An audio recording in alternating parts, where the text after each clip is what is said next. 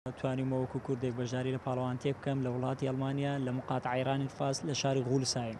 ئەو ماراسۆنە هەموو ساڵێک دەکرێت زیاتر لە 29 ساڵە کراوە، واتە ئەمە جاری سیەمی بوو. من وەکو کوردێک بەشداریم تێدا کردووە لەوێ و توانیومە پلەی یەکەم لە ڕاکردنی 5200 مەتردا بەدەست بێنم. ئێمە ناڵێن ئێمە بووینە پاڵەوانی جیهان، بەڵام ئێمە دەڵێن یەکەممان هێنا لە پاڵەوانێتێکی جیهانی لە وڵاتی ئەڵمانیا. ئەوە شانازیە بۆ یەکەم جاریشە کوردێک دەتوانێت شتێکی وا بکات و لەوێش کە بە خەڵکمان گوتووە بە بەرپرسان و ڕێکخەرانی پاڵەوانتێکە وەکو کوردێک ناومان بنووسن و بەشداری دەکەین. ئێمە زۆر پێیان خۆش بوو، بە خۆشحاڵیەوە وەریان گرت و سوپاس بۆ خواتوانیمان پلەیەکەم بەدەست بێنێت.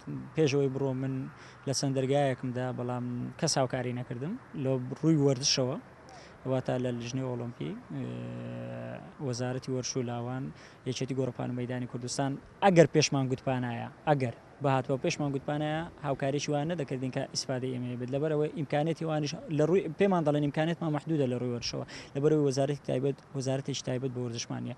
لەوێ ئێمە توانیمان چەند کۆنتاکتێک بکەین لەگەڵ ئەو ماراسۆن و یاخودە و پاڵەوانتیانەیە کە لە وڵاتانەی من چوون بەشداریم تێدا کرد، بۆ نمونە لە سوید، لە ئەڵمانیا، لە نەمسا، لە سویسرا چەند داوەتنامەیەکی فەرمیمان هێناوەتەوە ئێمە کە بتوانین لە داهاتوودا وەکو خۆم وەکو کوردێک بەشداری بکەم دیسان دووبارە